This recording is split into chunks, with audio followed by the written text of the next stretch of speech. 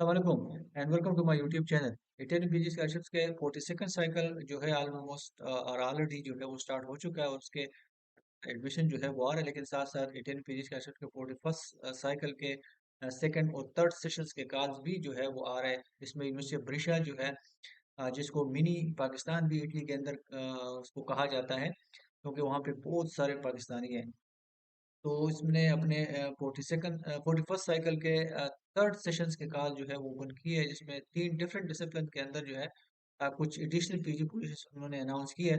और जिसकी डेडलाइन 16 फरवरी ये डेडलाइन शार्ट है, लेकिन आप उसमें अपना एप्लीकेशन पुट कर सके, इतना मुश्किल जो है वो नहीं है। इस वीडियो में आप लोगों को डिटेल से जो है वो बताने वाला हूँ, दिखाने वाला हूँ। इसके इस थर्ड सेशन में काफ़ी सारे डिक्लेरेशन आप लोगों ने जो है कुछ फॉर्म है वेबसाइट के ऊपर, वो आप लोगों ने डाउनलोड करने हैं, फिल करने हैं, फिर स्कैन करके और फिर जो है एप्लीकेशन के साथ ऐड करने हैं, तब जाके जो है आप लोगों का एप्लीकेशन जो है वो कंप्लीट होगा। तो इस वीडियो को आप लोग एंड तक जो है देखें, ताकि आप लोग अपने एप्लीकेशन में जो है वो गलती ना करें, ठीक है। तो इस वीडियो से रिलेटेड कुछ इन पोजीशंस के से रिलेटेड कुछ की इन्फॉर्मेशन मैंने आप लोगों के लिए कलेक्ट की है। पहले क्विकली जो है वो उसको रिव्यू करते हैं और फिर जो है मैं आप लोगों को एप्लीकेशन इसके लिए कैसे पुट करते हैं और कौन कौन से डॉक्यूमेंट्स आप लोगों ने इसके साथ जो है वो अटैच करने हैं, ठीक है। तीन डिफरेंट डिसिप्लिन है, और इसमें इसका ये प्रोग्राम जो स्टार्ट होगा ये अप्रैल से स्टार्ट होगा। और इसकी जो डेडलाइन है जिसमें आप एप्लीकेशन पुट कर फिर 16 फरवरी तक आप अपने एप्लीकेशन पुट कर सकते हैं। और याद रखें, जिस डेट पे मैं वीडियो बना रहा हूँ ये 29 जनवरी है, और 30 जनवरी से जो है आप लोग इसके लिए अपना एप्लीकेशन जो है वो पुट कर सकते हैं, ठीक है। ये तीन डिफरेंट डिसिप्लिन पीजी प्रोग्राम या civil environmental international cooperation and mathematical engineering, ये एक डिसिप्लिन है। और इस डिसिप्लिन के अंदर जो है दो फुली फंड पोजीशन जो है वो ओपन है। और ये वो स्पेसिफिक टॉपिक्स है जिसके ऊपर आप लोगों ने जो है अपना, जिससे आपको आपका ओवरऑल प्रोफाइल जो है वो से रिलेट करना चाहिए। जितना ज्यादा रिलेट करेंगे उतने आपके चांसेस जो है वो ज्यादा होंगे, ठीक है।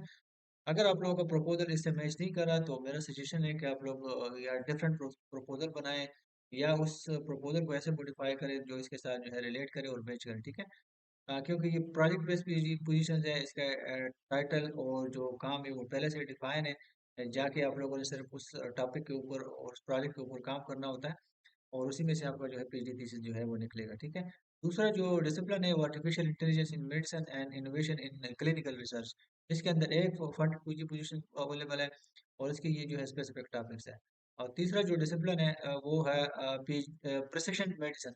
इसके अंदर दो फुली फंडेड पीजी पोजीशन जो है वो ओपन है, ठीक है। और इसकी जो जनरल रिक्वायरमेंट है वो उसके लिए आप लोगों के पास एक मास्टर की डिग्री होनी चाहिए। याद रखें कि पाकिस्तान हो गया, इंडिया हो गया, बांग्लादेश, इन सारी कंट्रीज की जो आप जिसमें आप लोग इंडियन पीजी स्कॉलरशिप के लिए एलिजिबल होता है, और उसके लिए आप लोगों को ना ना ना के 16 ईयर एजुकेशन बल्कि 18 ईयर एजुकेशन आप लोगों को चाहिए होती है, ठीक है। या तो आपके पास 4 साल बैचलर डिग्री होनी चाहिए, और उसके साथ साथ आपके पास 2 साल मास्टर डिग्री होनी चाहिए, ठीक है।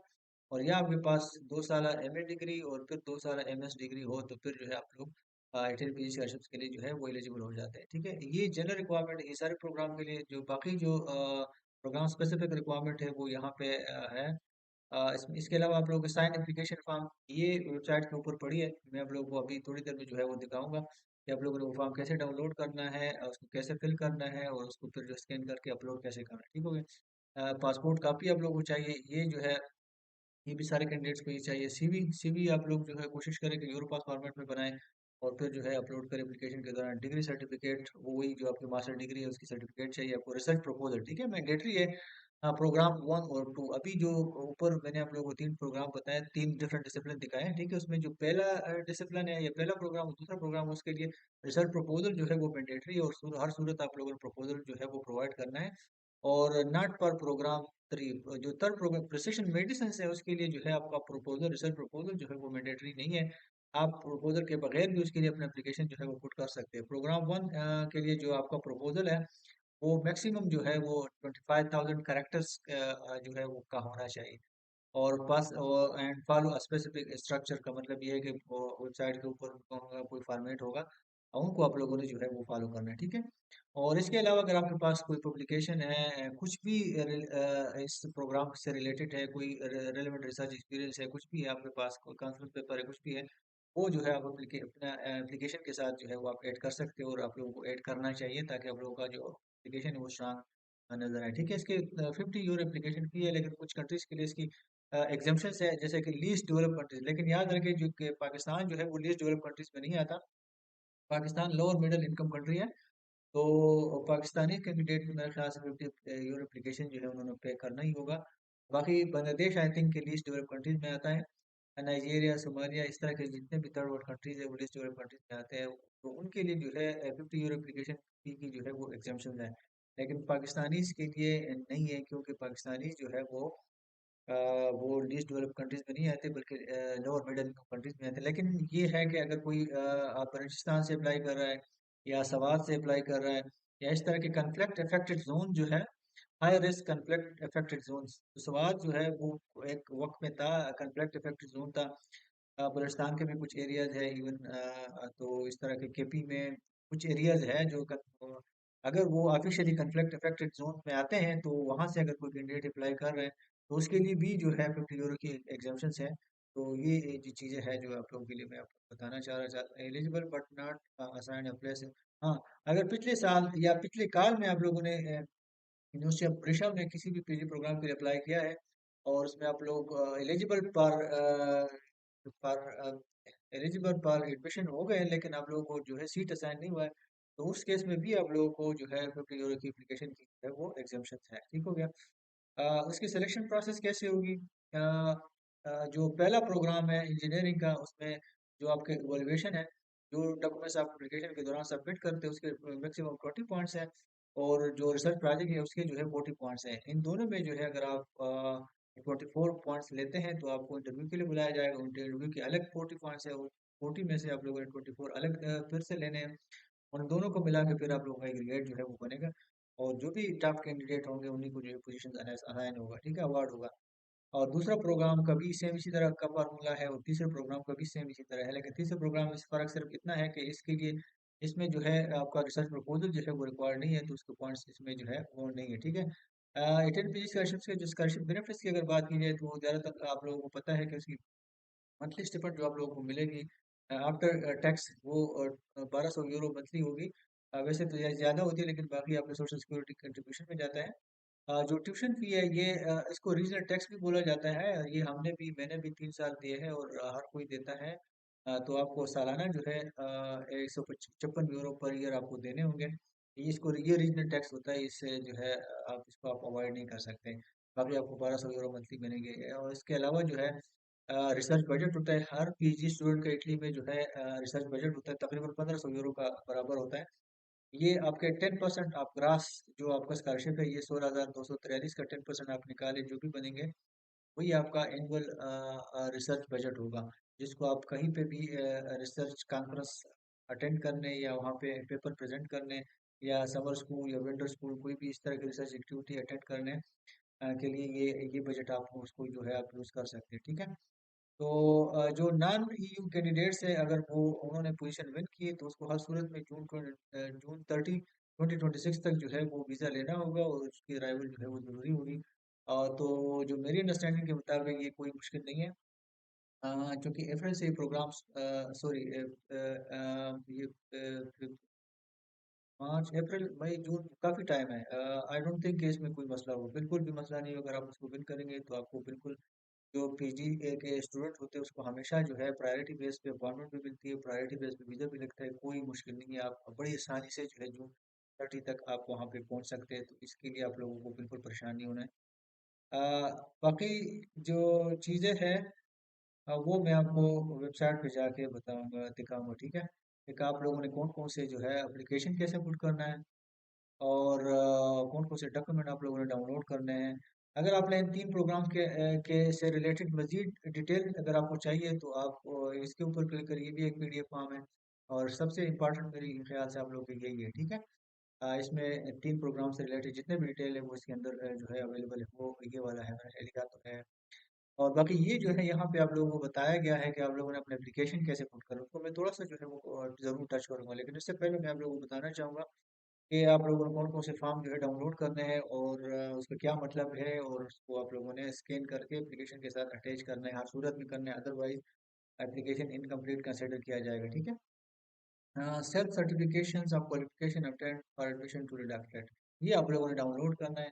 इसमें आप लोग को बेसिक डेटा यूज होगा, आपका नाम और कंट्री और डेट ऑफ बर्थ और जो है एड्रेस वगैरह, ये सारी चीज़ें आपकी यूज होंगी। और फिर आप लोगों की जो मास्टर डिग्री है वो किस कंट्री से है, किस यूनिवर्सिटी से है, उसमें आपने कौन कौन से कोर्सेज पढ़े हैं, और जो इस तरह की इंफॉर्मेशन एक फॉर्म है। चलो मैं आप लोगों को थोड़ा सा दिखाता हूँ। अ, मैं वो थोड़ा सा दिखाता हूँ कि इसके अंदर ये चीज़ है, ठीक है। इटालियन में है, इटालियन से आप लोगों ने घबराना नहीं है, परेशान नहीं होना। ये आप लोगों ने इस तरह करना है। जो फिजिकल कोड है, ये जो है ना, ये इटालियन के लिए होता है या जो ऑलरेडी इधर होता है, तो ये आपका नहीं होगा। इसको आप लोगों ने बिल्कुल भी जो है वो फिलअप नहीं करना, ठीक हो गया। आप लोगों को अगर ये समझ में नहीं आती है, आप लोगों ने क्या करना है, अगर ये इटालियन आप लोगों को समझ नहीं आती तो आप लोगों ने क्या करना है, जैसे ऐसे इसको सेलेक्ट करके, अ, आप लोगों में से ज़्यादा जो है स्मार्ट है, इसकी समझ आती है, लेकिन चलो फिर भी ये ट्रांसलेट के ऊपर क्लिक करेंगे तो यहाँ पे आपके लिए ये ट्रांसलेट हो जाएगा, बड़ा आसान है, कोई मुश्किल नहीं है, ठीक है। To have obtained the appropriate second level university qualifications and indicate the name of the university degree obtained, ठीक है। तो यहाँ पे आपने name of the university degree obtained, तो आपने अब यहाँ पे उस यूनिवर्सिटी का नाम लेकर जिस यूनिवर्सिटी से आप लोगों ने मास्टर की डिग्री जो है वो की है, ठीक है। तो इस तरह की इंफॉर्मेशन इस सेल्फ सर्टिफिकेशन के अंदर, ठीक है। ये वो है जो मेरे ख्याल से जो आपके कोर्सेज आपने पढ़े हैं उसका क्या नाम है, उसमें डेट और वगैरह और ये सारी चीज़ें, ठीक है। ये आप लोगों ने इसको फिलअप करना है। तो एक ये फॉर्म हो गया, ये आप लोगों ने डाउनलोड करना है, उसको प्रिंट करना है, उसको फिल करना है, और फिर स्कैन करना है, और फिर जो है एप्लीकेशन के तरह एप्लीकेशन के साथ जो है आप लोगों ने अटैच करना है। Declaration of additional qualification and other than academic qualification, अगर आप लोगों को कोई सर्टिफिकेशन आपके पास है, ठीक है, एकेडमिक क्वालिफिकेशन के अलावा अगर आपके पास कोई शार्ट कोर्सेज है, कुछ भी है आपके पास, अगर है तो ये वाला फॉर्म आप लोगों ने डाउनलोड करना है और उसको फिर जो है अपने एप्लीकेशन के साथ अटैच करना है, ठीक है, हर सूरत में करना है। अगर आपके पास कोई एडिशनल क्वालिफिकेशन नहीं है एकेडमिक के अलावा, तो फिर आपको इसकी ज़रूरत बिल्कुल नहीं है, ठीक हो गया। List of publication in Italian and English, अगर आप कोई पब्लिकेशन आपके पास है और एप्लीकेशन में ऐड करना चाह रहे हैं, एप्लीकेशन में देना चाह रहे हैं, तो फिर आप लोगों को ये डाउनलोड करना पड़ेगा, उसको फिल करना पड़ेगा, और साइन करके जो है स्कैन करके एप्लीकेशन के साथ ऐड करना होता है। कोई मुश्किल नहीं, सिंपल अपने एप्लीकेशन का टाइटल और कब पब्लिश हुआ है, कौन से जर्नल में, सारी चीज़ें सिंपल सी चीज़ें, ठीक है। ऑनलाइन इंटरव्यू रिक्वेस्ट फॉर्म, अगर आप जो है इन पर्सन जो है इंटरव्यू के लिए नहीं जा सकते, तो फिर हर सूरत में आप लोगों को ये फॉर्म डाउनलोड करके, इसको फिल करके, इसको स्कैन करके एप्लीकेशन में ऐड करना है हर सूरत में, अदरवाइज वो इनकम्प्लीट कंसिडर होगा। Expression of interest form for the thematic scholarship, ये काल जब आप पढ़ेंगे ना, तो काल के अंदर जो है डिफरेंट टाइप के स्कॉलरशिप्स है, ठीक है। तो आपने एक स्पेसिफिक स्कॉलरशिप्स को इंडिकेट करना है, बताना है कि मैं ये स्कॉलरशिप में जो है इंटरेस्टेड हूँ। तो उसके लिए फिर आप लोगों ने ये वाला फॉर्म जो है डाउनलोड करना है, फिल करना है, और उसमें वो स्कॉलरशिप बताना है जिसके लिए आप अप्लाई करना चाह रहे हैं, ठीक है। जो आप चाहते हैं कि आपको जो है वो स्कॉलरशिप मिले, तो वो आप लोगों ने इस फॉर्म के अंदर इंडिकेट करना है, लिखना है, बताना है उनको, ठीक हो गया। Expression of interest form for the curriculum बेटा, ठीक है। ये सीवी नहीं है, याद रखें, ये भी छोटा सा फॉर्म है, मैं थोड़ा सा डाउनलोड करके आपको दिखाता हूँ। ये सीवी नहीं है, याद रखें कि ये सीवी जो है वो नहीं है। इस काल के अंदर आप काल को आप पढ़ेंगे देखेंगे तो काल के अंदर जो है डिफरेंट जो है वो करिकुलम है। हर तीन डिफरेंट पीजी प्रोग्राम्स हैं, और हर पीजी प्रोग्राम का अपना करिकुलम है।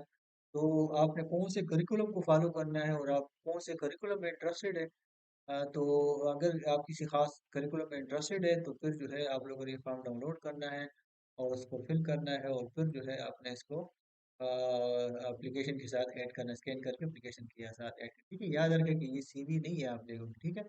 ये सिर्फ आपसे ये मांग रहे हैं कि जो एक पीजी प्रोग्राम है, अभी थोड़ी देर पहले मैंने आपको दिखाया, तीन डिफरेंट डिसिप्लिन है, डिफरेंट जो है प्रोग्राम, पीजी प्रोग्राम है। हर पीजी प्रोग्राम का के अंदर जो है बहुत सारे जो है करिकुलम है। तो आपको कौन सा करिकुलम चाहिए, या कौन से करिकुलम के अंदर जो है आप अपना पीजी करना चाह रहे हैं, तो उससे रिलेटेड ये फॉर्म है। अगर आप किसी खास करिकुलम में इंटरेस्टेड है, तो वो फिर इस फॉर्म के अंदर आप लोगों ने मेंशन करना है, और इसको जो है फिल करके, साइन करके, स्कैन करके एप्लीकेशन के साथ ऐड करना है, ठीक है। अभी आप लोगों ने एप्लीकेशन इसके लिए कैसे पुट करना है, ये जो एनएक्स बी है, operating instruction for online registration, तो यहाँ पे जो है पूरी इंस्ट्रक्शन है, पूरी डिटेल है, कोई मुश्किल नहीं है। आप लोगों ने क्या करना है, इससे ये इटैलियन में है लेकिन ये बड़ी आसानी से समझ में आती है। अगर नहीं आती, मैंने आप लोगों को तरीके बताया कि कैसे आप लोगों ने इसको ट्रांसलेट करना है, बड़ा मुश्किल आसान है, ठीक है। ये वो लिंक है जिसको आप लोगों ने ओपन करना है। मैंने उसको जो है एक अलग विंडो में ओपन कर दिया, और अभी मैं आप लोगों को दिखाता हूँ कि आप लोगों ने करना क्या है, कैसे अपने आप को रजिस्टर करना है, कैसे डॉक्यूमेंट्स जो है अपलोड करने में जो है शायद हो सकता है मैं पूरे उसको कवर ना करूँ, लेकिन काफ़ी हद तक ये रजिस्ट्रेशन स्टूडेंट, ठीक है। स्टूडेंट रजिस्ट्रेशन आप लोगों ने करना है। आप किसी जॉब के लिए अप्लाई नहीं कर रहे, आप स्टूडेंट बनने जा रहे हैं, इस यूनिवर्सिटी का, यूनिवर्सिटी ऑफ ओडिशा का स्टूडेंट बनने जा रहे हैं, तो आपने स्टूडेंट रजिस्ट्रेशन करनी है। और जब आप यहाँ पे रजिस्टर करते हैं, यहाँ पे आपका पोर्टल, स्टूडेंट पोर्टल बनता है। और अगर आपको अल्लाह करे कि आपको मिल जाए, स्कॉलरशिप मिल जाए, तो फिर यही पोर्टल जो है आपका डिग्री कंप्लीट होने तक यही जो है रहता है। इसको आप यहाँ से इंग्लिश में भी जो है कन्वर्ट कर सकते हैं, ठीक है। और आप लोगों ने यहाँ पे वेब रजिस्ट्रेशन के ऊपर क्लिक करना है, ठीक हो गया। और इसको ऊपर क्लिक करके आपने थोड़ा सा नीचे आना है कि क्या लिखा हो, यहाँ फॉरवर्ड लिखा हुआ है, फॉरवर्ड के ऊपर क्लिक करना है। और यहाँ पे टैक्स आइडेंटिफिकेशन नंबर, इसको लिखने की बिल्कुल भी जरूरत नहीं है आपको। Foreign student without Italian tax identification number, अगर आपके पास जो इटली में कोडिच फिस्कल है इसको बोलता है, या फिस्कल कोड इसको बोलता है, अगर आप इटली के अंदर नहीं है और आपके पास फिस्कल कोड नहीं है, तो आपने इसके ऊपर क्लिक करना है और फॉरवर्ड के ऊपर क्लिक करना है, ठीक हो गया। फॉरवर्ड के ऊपर क्लिक करके यहाँ पे जो आप लोग का बेसिक डेटा है, इसमें मैंने कुछ करना नहीं है। ये बड़ा आसान है। आपका नाम है, फर्स्ट नेम और फैमिली नेम या सर नेम जिसे भी कहते हैं, डेट ऑफ बर्थ है आपका, जेंडर है, नेशनलिटी है, कंट्री है, और सिटी नॉट लिस्टेड। याद रखिए यहाँ पे सिटी, वो सिटी जो आप जिस डिस्ट्रिक्ट में आपकी बर्थ हुई है, या जिस डिस्ट्रिक्ट के अंदर आप पैदा हुए हैं, तो उस डिस्ट्रिक्ट का नाम लिखते हैं। जैसे मैं स्वाबी से हूँ और मेरे डिस्ट्रिक्ट का नाम स्वाबी है, मैं स्वाबी में जो है मेरी पैदाइश है, तो मैं यहाँ पे स्वाबी लिखूंगा, ठीक है। तो इसी तरह आप लोगों ने स्वाबी के अंदर छोटे छोटे शहर या उसको कस्बे कहते हैं, वो नहीं लिखना, ठीक है। आप लोगों ने डिस्ट्रिक्ट का नाम लिखना है। यहाँ पे एक क्लैरिटी मैं आप लोगों के लिए रख दूं, ठीक है। आप लोगों ने हमेशा डिस्ट्रिक्ट का नाम लिखना है, जिस डिस्ट्रिक्ट से आप बिलोंग करते हैं। रेवेन्यू टैक्स कोड, तो वो चूंकि यहाँ पे आप लोगों के लिए ये जो है ऑटोमेटिकली जनरेट होगा, ठीक है। याद रखें, ये सारी इंफॉर्मेशन आप इसमें इंटर करेंगे। इसको आपने ओपन खाली छोड़ना है और फॉरवर्ड के ऊपर क्लिक करना है। जब आप फॉरवर्ड के ऊपर क्लिक करेंगे, तो ये जो टेक्स्ट कोड है, रेवेन्यू टेक्स्ट कोड, ये आपके लिए ऑटोमेटिकली जनरेट हो जाएगा। और आगे जाके आप लोगों ने अपना एड्रेस वगैरह देना है, तो फिर आप लोगों को यूज क्रेडेंशियल मिल जाएंगे, ठीक है। यूजर नेम और पासवर्ड मिल जाएगा। उसी यूजर नेम और पासवर्ड को लेके आप लोगों ने जो है पहले आपके पास यूजर नेम और पासवर्ड नहीं था, और अभी चूंकि आप लोगों के पास यूजर नेम और पासवर्ड इस प्रोसेस के बाद आ जाएगा, तो आप लोगों ने फिर जो है इस मेन्यू के ऊपर आना है, ठीक है। और टॉप राइट के ऊपर ये थ्री डॉट्स के ऊपर क्लिक करना है, और उसके बाद जो है फिर आप लोगों ने लॉगिन के ऊपर क्लिक करना है, ठीक है। लॉगिन के ऊपर क्लिक करेंगे, तो चूंकि अभी आपके पास क्रेडेंशियल आ गया, यूजर नेम और पासवर्ड आ गया, तो अब जो है आप अपने पोर्टल में एंट्री जो है वो मार सकते हैं। यहाँ यूजर नेम आपको मिल जाएगा, और पासवर्ड जो है तो इसको डाल के तो आप फिर साइन इन हो सकते हैं। जैसे ही आप साइन इन होंगे, तो फिर जो है उसी थ्री डॉट्स के ऊपर आपने फिर भी आपने जो है उसी थ्री डॉट्स के ऊपर आना है, ठीक है, यहाँ पे। और यहाँ पे आपके पास एक ऑप्शन जो है वो जनरेट हो जाएगा, अभी नहीं है क्योंकि हम रजिस्टर नहीं हुए प्रॉपरली, हमारे जो है क्रेडेंशियल नहीं मिले। तो यहाँ पे आपके पास एक ऑप्शन आ जाएगा, जिसके थ्रू जो है इस पर क्लिक करके फिर आप अपनी एप्लीकेशन इस यूनिवर्सिटी के अंदर जिस प्रोग्राम में आप चाहे, पीजी प्रोग्राम, वो सारे प्रोग्राम आपको शो हो जाएंगे, और आप जो है अपनी एप्लीकेशन अपलोड कर सकते हैं। Good luck in your application. और चैनल को लाइक करें, सब्सक्राइब करें, कमेंट करें, और अपनी नेटवर्क में जो है ज़रूर शेयर किया करें। इसके अलावा मैं अपने यूट्यूब चैनल से तकरीबन डेली लाइव आता हूँ, आप आए और टीएलपीजी स्कॉलरशिप को हम डिस्कस करते हैं। इसके अलावा किसी भी स्कॉलरशिप के हवाले से आप लोगों का जनरल क्वेश्चन है, स्पेसिफिक क्वेश्चन है, मैं कोशिश करता हूँ कि उसको आंसर करूँ जितना मुझसे होता है। गुड लक इन एप्लीकेशन।